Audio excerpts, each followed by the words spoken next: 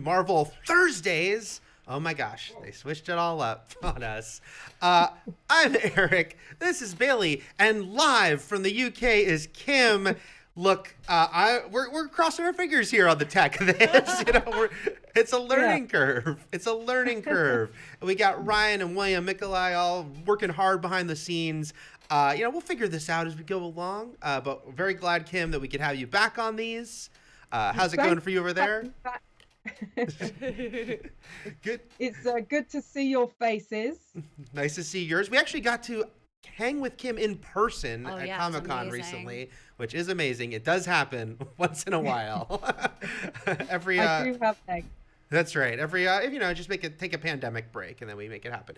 But we are here to talk about She-Hulk, which had its first episode up, a few hours ago. So spoilers follow for the first episode of She-Hulk, which is called A Normal Amount of Rage. If you haven't seen it, we're about to spoil it all for you, so you should go check it out on Disney Plus and then come back here, or just sit here and watch us talk about it.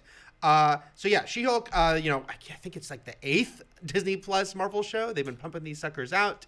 But this one is notable in that it's the first one really kind of being presented as a comedy. I know WandaVision had the form of a comedy, but clearly as it went on was not actually a comedy. It was about a woman who was pretty distraught and had some issues. You didn't find that ending hilarious? I found it very funny, but darkly so. But She-Hulk is going for a much lighter tone.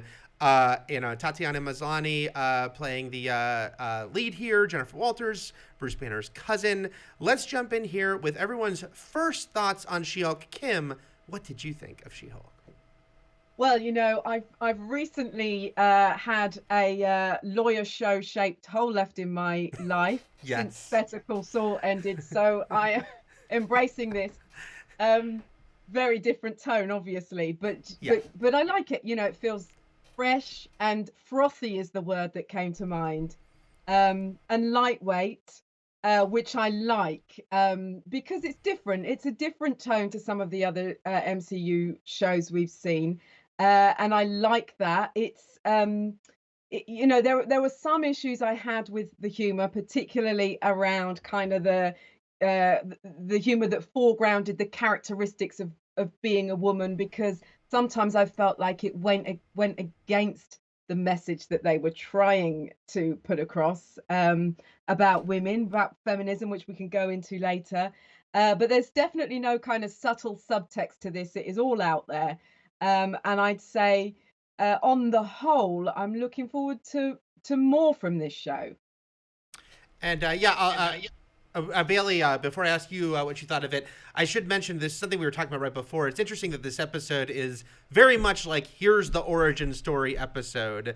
And we know that there's going to be more courtroom hijinks to come. But what did you think of this first one, Bailey? Well, Eric, ironically, I did not think it was a very strong pilot. Oh, no. There are no wrong opinions.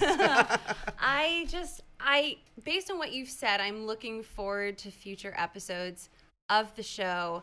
I love Tatiana Maslany. I'll watch her in anything, evidently. But I didn't care for the episode. I thought the pacing was off. I thought the tone was like wildly all over the place. It's hard hearing her spout like feminism 101 throughout, while knowing that they kept sending her design back because she wasn't slender and feminine enough. That rubbed me the wrong way. It just, there's a lot going on there that they're trying to do that I hope they can pull off in later episodes. But for me, it just didn't work as a pilot. Mm-hmm. Yeah, it's interesting. I watched this before I knew what I'm about to mention, which is that this was not intended as the first episode. They've now, Jessica Gao, who's the head writer and wrote this episode, talked about this. This was going to, be episode 8, which is like the second to last one, where we get like, here's the flashback story. and we were going to jump in basically with what next week's episode is and then get to this. They clearly decided that, we want to just get the origin out of the way so it won't be a lingering thing in people's minds. I did enjoy this episode. I did enjoy that, I really liked the dynamic between the two. It's really obviously kind of a two-hander this episode because it's really Jennifer and Bruce together. I thought Mark Ruffalo and Tatiana Maslany had really nice chemistry together. Their dynamic was great. This sibling-like banter between them as cousins. And, I liked the vibe of it. I mean, I do think it's tricky with the MCU that the MCU is all, fairly comedic, and I don't complain about that. I think it's one of the reasons it's been so successful is people think the characters are likable and funny.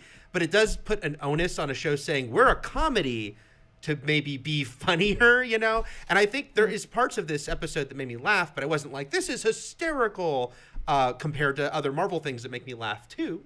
So it wasn't like, this is a home run, but I mainly, the fact is that I mostly, wanted to know, would I like Jennifer Walters in this show? I was pretty hopeful because the actress playing her, but I did. I liked her. I liked the character. It certainly is on the nose with, what its points it's making. Though I thought, most of them were done in a fairly, humorous way. What did you guys think of sort of, just getting this whole origin of how we see it? And, we kind of see the slow reveal of her as She-Hulk. She turns in the jungle and we get sort of the shadowy look, but then it's really the part at the bar where she kind of hulks out for the first time. What did you think of that, Kim? The part where they fight, you mean? Well, where the guys are harassing her outside the bar. And right. Yeah. Well, that was one of the moments that, it, like I said about it not being subtle, it's not with its feminism. And I feel a bit ambivalent about that because, sometimes subtlety is the best policy. Just, let's just assume that this woman is a three-dimensional character who isn't pointing these things out all the time. But having seen some of the comments on Twitter today of men saying things like, I had no idea that women lived on a daily basis with fear and anger. It makes sense, and it's a good idea to put these things out there explicitly in a show like this, I think. So that moment where we've all, as women, had those moments where guys come up to you and you don't know what their intentions are, and they say, I'm just being friendly, and you're ignoring them, and they're like, you're being mean. That does happen, and that happens in this sequence, and I'm glad it's there. What do you think of it, Bailey? Because, it is interesting that later on in the show, they're going to have that conversation about why is she in control when Bruce wasn't. And in the comics, I don't think they gave us a very good explanation originally. Originally, it's just like, hey, she's in control. But here her explanation is because I've had to deal with holding back anger my whole life, which I actually liked, like her saying, like, yeah, there's a reason I'm able to be balanced in a way you weren't. But what did you think of how they explained that? Well, first of all, I did like the bar transformation just because it felt very wishful thinking for me as a woman to just the idea that a group of strange men would approach me outside the bar and I'd just be able to Hulk out and smash and be safe. Like that to me is like a real fantasy as a woman, depressingly enough. But I hate the words I'm about to say. It made me feel like some incel chud watching it because I kept being like, these powers feel unearned. How does she have these skills? Explain to me the background. I didn't want to think the phrase Mary Sue, but it kept popping up. And I had such an internal battle. It was me versus my internal Hulk, trying to fight that off, where I was just like, this just feels like too flimsy of an explanation for her to be so much better than him at it. And I just didn't love it. Well, I didn't like how it made me feel about myself. They did also talk about genetics, didn't they? And I think that's another kind of reason as to why perhaps she handles it differently to Bruce, because their genes are better. They had that whole conversation about because I'm better. I also think, though, to me it played like this, which is she's seeing this as an annoyance more than the burden Bruce has seen it has. Like, Bruce has been like, this is this is my curse. This is, and then that's how he's even perceiving it. For her, it's like, okay, I have to deal with this just so I can get back to lawyering. So that's how I saw it more. It was her just being like flippant, and that allows her to be just casual about it. I mean, they did kind of make sure to throw in when he throws the boulder into space to be like, well, he's actually probably physically stronger, but that she's got her stuff together way more than him. She's found the balance, and good for her. I'm really happy for her. What did you think, guys, of Bruce's role in this? It's as we know that we haven't gotten a Mark Ruffalo Hulk solo movie, which was mostly related to the fact that Universal had the film rights and they didn't want to involve them, so he keeps being a supporting character in others. But this is the first time we've kind of gotten him spotlighted in a while. Kim, what'd you think of Bruce himself here? Yeah, I mean, some of the things that I liked about it was the whole family dynamic. They talked about family, and they mentioned another genius in the family called Ched. Yes, they did. I think that this might play into maybe something that's coming down the line with Hulk's son, perhaps, and their whole talk about genetics and things running in the family.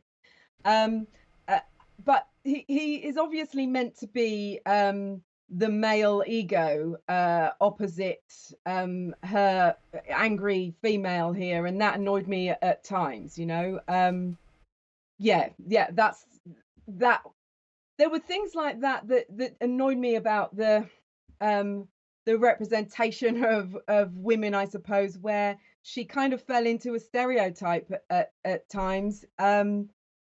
Or the show relied on them, and that kind of undid a lot of the stuff they did around building her as a character that was, not just strong and intelligent, but also goofy and quirky and fully rounded. So so he was, again, I felt ambivalent. What about you, Bailey, with the Bruce of it all? Yeah, I agree with Kim on this one for sure. I liked their dynamic before it really just became the least subtle way to show, men are from Hulk Mars, women are from Hulk Venus. And it just, they're very funny together. I love Mark Ruffalo. I love Tatiana Maslany. They're great. And they have such a fun dynamic. And they just, the Hulkness of it all is when things start to go really south for me. Like, they're having the fun little road trip to where, I don't know, did they say? I don't know. No. But I'm glad that we established that she hulked out because her genetics were already predisposed to handle gamma radiation. Because for me, I was like, is Hulk passable like a werewolf thing? Like, can you werewolf Hulk someone? Like, if you just bite them? But no, this makes more sense. I totally get it. I thought that was a good explanation. And I liked when they were just chatting about Steve's virginity. I did think it was funny when Bruce is like, Tony Stark. Like, yeah, man, we know. Right. It turns out Bruce is a name dropper. We got fun little details about him, I suppose. And I wish we had gotten a little more from her goofy side. Like, I agree with Kim. Like, she spends so long doing the I'm a woman, this is what being a woman is like, I value my career, I'm better than you at the training exercise, that we got those very rare goofy moments. And when they happened, they were so good. And then it just went back to being the least subtle thing I've seen in a really long time. It does make me wonder, the fact that structurally this was supposed to be episode 8, it's like we would have known her for 7 episodes. So I think the onus, it changes the onus, them switching it up. It's like, it's her show. So yeah, it's like we do kind of want to get to know her better instead of it being episode 8 and this is the Bruce episode and we'll bring him in. So I do think that, because I was talking about this with Lon on Twitter actually, because he was saying he enjoyed it kind of in a vacuum, but he felt like it didn't really set up like the premise of the show. And I was like, yeah, I see your point. And I don't know. I wasn't in the editing room. They didn't invite me. So I don't know. I can see them being like, oh, would people be really annoyed if they don't see her origin? But it does feel like maybe this would have been better served later, like after we kind of saw her day to day a little more. I'm going to jump in a little bit here to some of the AMA stuff as we continue. And in the front row mentions, I'm glad that Hulk was jealous of her not having an alter ego rather than being jealous over her being better. I guess I feel like that's kind of an overlap though, right? Because it's like there's a Venn diagram there. Yeah. Because he's not, I agree. I like that he's not like, I'm mad that you're like better at flipping around than me, but he is like, why are you so much more together? I mean, he didn't admit it, but what was going on underneath, I feel like there was some jealousy over her being better. Right. Yeah, I interpreted it that way too. Why would he prove it by throwing that boulder further? Right. Right. Oh, by the way, since William brought up the image there of them fighting, super dorky thing, but I've always liked Hulk's clapping his hands together shockwave, and he hasn't done that in forever. So I was glad they brought it back. Yeah, she figured it out. Lickety split. She figured it out. Although I did like the coconut trees, the inconsequential. Yeah. Oh, that made me laugh. Definitely. I want to make it clear there were moments I enjoyed in the show, glimmers of hope that future episodes I will like more than this one. I wanted badly to like it when I was watching it. I can't stress enough how much I was watching, praying I would love it. And so those little moments where I was like, yes, thank God, I'll latch onto the coconuts. Yeah, consider the coconut. And the slow-mo Cheetos, Bailey. Yes, great point.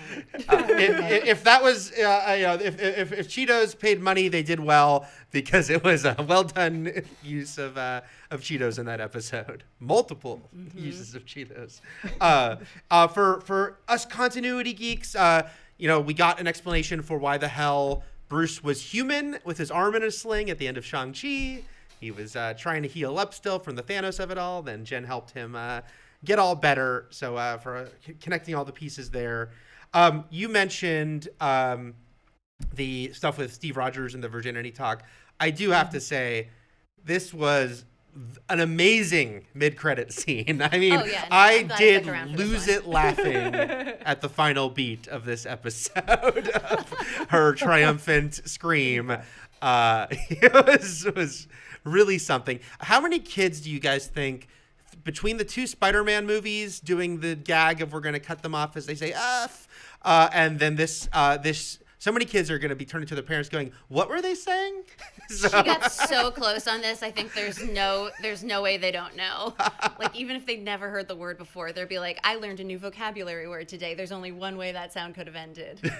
Right. They cut her off at the K, not the C. You know what I mean? Right. And I was happy to see Chris Evans tweet this morning a bunch of smiley faces and hashtag She-Hulk. So yeah. I'll go into some of the minutia here. I saw people talking about the fact that she's like, Captain America died a virgin, and then people were like, well, he didn't die. But then I saw someone else pointing out that Spider-Man Far From Home, it's always hard to get those titles right, also had him listed amongst the dead. So should we assume that that's just the cover story everyone went with? They're not like, he's an old man, but he lived a life. Yeah, I assume it was a big cover-up because he just wanted to live a life of quiet peace. Joe Biden-looking peace. Joe Biden-looking peace, yeah. Right. Yeah. I bought that. That we've, the writers, Christopher Marcus and Stephen McFeely, who wrote all the Captain America films, had said previously that he lost his virginity in 1943. Well, I'm glad they're consistent. Yes, on the USO tour. Yep. So it's all confirmed now. I'm assuming to Natalie Dormer's character? Me? But no, there's that other girl played by the same actress who plays Star-Lord's mom. So that's led to a lot of jokes about like he lost his virginity, Star-Lord's mom. That we see. So yeah. Or maybe he made it up. It's the kind of thing he would have made up in conversation with Bruce. Well, people point out it's got to be Tony who was asking the question, right? So yeah, Right. he wanted to shut up Tony, and he's just like, "Here, Tony. Here's your answer to it all." I'm just grateful for how much time the show devoted and now we've devoted to whether Steve Rogers was a virgin. I mean, look, the online discourse about it was all there. See, this is what I want to talk about. This is the hard-hitting news. Philly Jackson mentions never thought of eating Cheetos with chopsticks. So I feel like this is going to be a game changer. It's the thing now, yeah. I don't know if you mentioned Better Call Saul, Kim, and I don't know if naturally Better Call Saul, like if you look at the Cinnabon Twitter account, they've had a lot of fun with Better Call Saul. So I feel like Cheetos has got to embrace this, right? I mean, surely.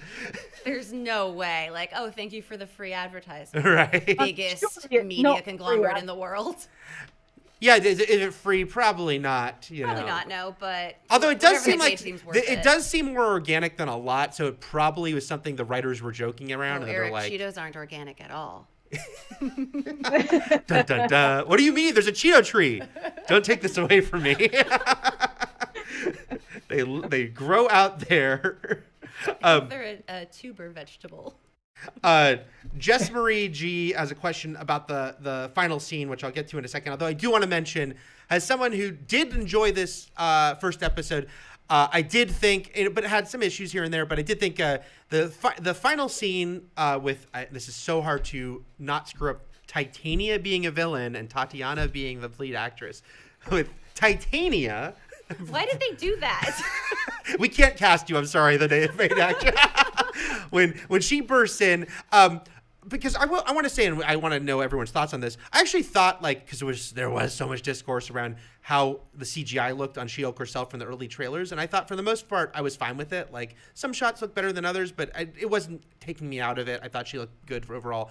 I did think this fight scene was a little wonky. Like, it just seemed kind of, I don't know, very too quick. I understand that She-Hulk's supposed to punch her out, but it also just seemed a little sloppy the way it was shot, and I didn't think this was like, I liked the beat of her, talking to the camera, ready to give her closing statements, but at the fight, I wish had been a little more impressive, even though this is a comedy show. What do you guys think of this final scene? I appreciated the brevity of it. I thought that was funny. Yeah. But I do think that like Marvel movies fall into this trap a lot where action is their bread and butter, but the directors seem to hate filming action scenes.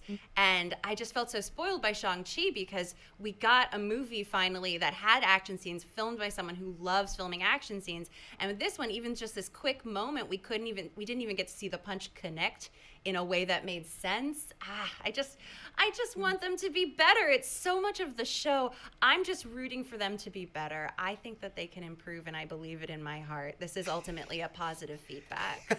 This is constructive criticism coming from a place of love. Kim, what do you think of the final Titania, not Tatiana, sequence? Well, to be fair, they're both there. I agree with Bailey. I think it ultimately resulted in this moment, like, where this incredible kind of WTF moment, like, why is she here? Where did she come from? Now she's taken out, and but okay, let's park that for now, maybe come back later. And it was kind of just really confusing to me, and that's the result it had. But also it made me interested, I suppose, to learn more about her and why she's there. I mean, my feeling was that she turned up because she had a connection to the guy that Jen was prosecuting. Right. That makes sense. Right. Yeah, because she didn't. Yeah, she doesn't really say anything, so we don't know yet. Right. What was her? All she really did was Kool-Aid Man into the room, which I can respect as a single character beat in an episode. That's fine by me. Big entrances are important. Yeah. Just bam, here she is. But lest I forget, the Jess Marie G's question about this scene. I don't know if it's just a cynic in me, but who else thinks that BFF Nikki set up Jamila's character, that's Titania, to come into the court at that moment to force Jen to Hulk out? I might be wrong, but I found it sus that Nikki was so keen for Jen to do it. That's a thought that did not occur to me. But, I mean, Nikki is very well dress. I don't know what that has to do with anything, but maybe she's secretly evil because villains dress well. Yeah, I thought she was just psyched to see her friend do it because, I mean, obviously it happens off camera, the fact that she told her friend, hey, I can do this thing, you know? But I also think that we do have to deal with the fact that the MCU has been going on for, I mean, in their existence, not in our existence. In their existence, they're so used to superheroes at this point that if you said to your best friend, like, oh, I'm a Hulk now, you'd be like, oh, cool. Like, what's the deal with that, you know? Yeah, sure. I say that to my best friend all the time. And she's like, I know. Will you focus on what we're doing? Enough. You always try to make it about Eyes on the road, Bailey. Kim, what do you think? What do you think of the Nikki of it all? She is absolutely like Ned is to Peter. She wants to be the guy in the chair. Right. That's why she's excited about it. That tracks to me. Yeah. I mean, she wears glasses. Ned wears glasses, right? Yeah. I think so. Yeah. And Ned doesn't wear glasses, but it's okay. He has the vibe of someone who does. He does, Eric, just not on screen. Right. Yeah. Right. I don't wear glasses on screen, but you know in your heart from looking at me that I wear glasses in my spare time, and you'd be right. I saw them, Jessica Gao doing an interview where she talked about how they wanted to have Spider-Man characters on the show. And she's like, she knew not to ask for Spider-Man himself, that there was just no way, but that not even like the supporting characters. I have a feeling it must have been Ned, right? Maybe MJ, but even that probably would have been the Zendaya of it all. But I think, I bet they wanted Ned, and they're just like, yeah, that would make sense. Yeah. Damn Sony copyright issues. Damn deals made in the 90s that stop us from our easy crossovers. Matan Valinsky asks, what do you think about Disney making Shulky less muscular in the show? Now, I'm not actually sure compared to what, I guess, is like from what they were going to do for the show or compared to the comics, because I will say in the comics, she's all over the place, like depending on the era, who's drawing her, or even what the storyline is, because there was a storyline in recent years where she became way buffer compared to how she'd traditionally been. But what do you think of, there's many ways to go with a She-Hulk. I'm of the opinion when you have like a fantasy creature, the best possible male versus female physical dynamic is they look exactly the same, but one's like got a bow on them. And I think that I would have appreciated if she was as hulked out. If she looked like Hulk. The big brow, I would have loved that. But knowing again that a lot of the CGI was rushed because they were sending a lot of feedback that like she needed to be more slender, she needed to be more feminine.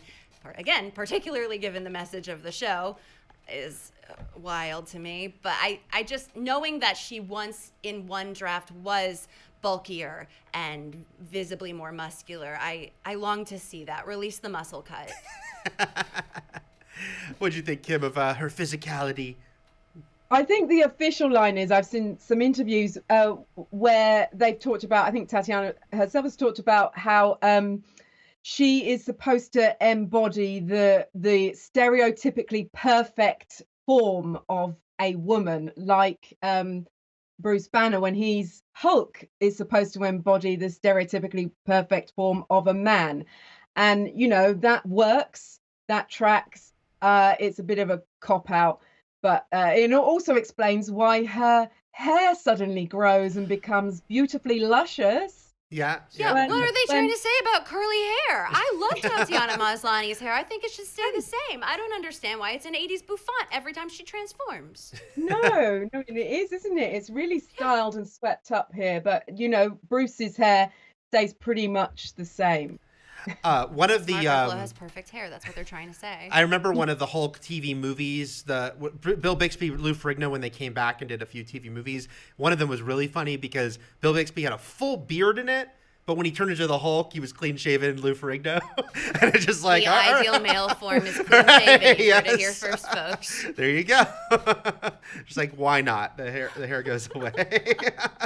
I don't know if I'm saying your name right here. Al Moses, I think. Yeah, Al. I'm going to say that separate. Al Moses 210. I really liked it. I loved how they handled the origin of how Jennifer Walters got Bruce's blood. I like that too. In the comics, like there's more to it because they get in the car accident, but she's like bleeding out and Bruce is the one who's conscious and he gives her a blood transfusion to save her. and is like, hope she doesn't become a Hulk. But I thought this was like a cleaner way to do it, little drip drip. Rather than him pulling out a full IV from the trunk. Right. He's very smart, Bailey. He's so smart. That's so true. I'm just not a Hulk level genius, I suppose. I don't know how you would do that, but I think having the green blood and the red blood intermingling in the car accident, again, allowing me to shout "Where Hulk" at my screen, startling my cats. I thought it was faster. It kept the pace going a bit better, I think, than if he had literally stopped everything to pull out medical equipment. Yeah. I think this was the simple. Sometimes the simple route is the best one. Yeah, I also liked in that bit how they showed that she was kind of strong and resourceful before she turned Hulk, because she gets out of the car, rips the door open, and saves Bruce, doesn't she? So that was a nice bit. And it felt like it was like a little bit of a nod, maybe. I don't know if this was a conscious nod or not, or just a nod to the fact that this is a thing that happens, which is the adrenaline when people get in accidents. And actually, the Bill Bixby show did have that, because that's like something he's studying at the beginning, is like when a mom gets in an accident, she can tear the door off, to get her to her kid. So that worked for me. To that. I think it was also a good nod to what seemed to be the theme of the episode, which is if you have the ability to help, you should use it.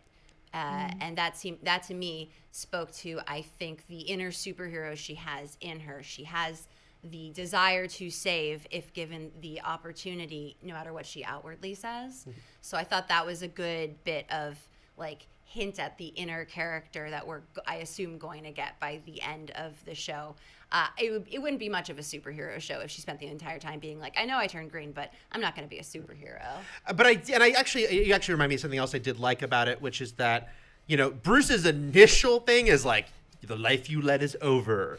Like, you can't go back to work. And her being like, screw that. I worked my whole life to be, she says, I just got an office. I just got business cards. But I do like that she's like, wait, like I just did so much work and school and money to be a lawyer. I shouldn't have to, just put that aside. And she kind of guilt trips him about the fact that he's lived the lonely man. I thought they were going to name drop Betty. They don't, but they kind of inference her because she's like, you're all alone. You don't have anyone. And, like Liv Tyler. But she was referencing up there. So yeah, I thought that was like a nice little thematic thing there. Yeah, women, they can have it all. Can they? 8 more episodes to find out. Find out. Let's end with a couple last questions here. One more from Matan Valensky, who says, what are your thoughts about showrunner Jessica Gao being the writer of Pickle Rick, the episode that ruined the Rick and Morty fandom? I think he's not, or he or she, I should say, is not saying that the episode ruined the show, but it ruined the fan base because... That's a fair assessment. Yeah, sure. Which has happened multiple times for Rick and Morty. They just keep finding ways to ruin themselves. They're prone to it. I like the show. And frankly, I thought the Pickle Rick episode was good. I'm putting that on the record out without shame. I'm saying it. I thought it was good. I think that the people who latched onto the wrong parts and didn't listen to the bit at the end that Susan Sarandon says, which is the point of the episode. But I do think it's also very funny that Jessica Gao seems to only be able to write green characters. And I think it's funny that Loki showrunner Michael Waldron, also a Rick and Morty writer, that if you're a Rick and Morty writer, there's a good chance Kevin Feige's like, you get a Marvel show. And maybe if you're a Rick and Morty writer now, you're like, where's my Marvel show? Seems possible there's some nerd crossover between the writing staffs there. There's some intermingling at Comic-Cons and whatever where the nerds meet the nerds. Mm-hmm, mm-hmm. Let's end on Jess Marie G's question for everyone. If you turned into a Hulk, what's one outfit you would hate to ruin? Much like Jen laments in the final scene. Oh my God, I hate to admit it, but I do care about my clothes and all of them. So I couldn't single out one. Yeah, I just have a wardrobe that I love, so all of it. So you need a second wardrobe for the Hulk outfit. Yeah, I would. Yeah, it would be the best excuse for me. As soon as you need new clothes, I'd be there getting my Hulk spandex wardrobe together. already. Yeah, it's a fun excuse to go shopping. I agree. I also like all of Kim's clothes, but I also would not want to ruin any of mine. I get very attached to them. I'm going to get specific and say, and I'm going to cross the streams to DC here and say it would be my Batman Returns t-shirt from the world premiere from 1992. Whoa. That looks like crap. I mean, it's faded. I can't wear it. It looks terrible. But I still wouldn't want to Hulk out in it. Yeah, because, then it wouldn't even be something I could put on a hanger and just know it's in the back of the closet. So there you go. Guys, thanks for joining us. Kim, thanks for joining us from across the world. We made it happen. Time travel, it is possible. No problem. Ryan, William, Mikolaj, thank you for doing all the stuff behind the scenes. Thanks, guys. Thanks, guys, for watching. We'll have plenty more here at Fandom. Take care. Farewell. Bye, everyone. Bye.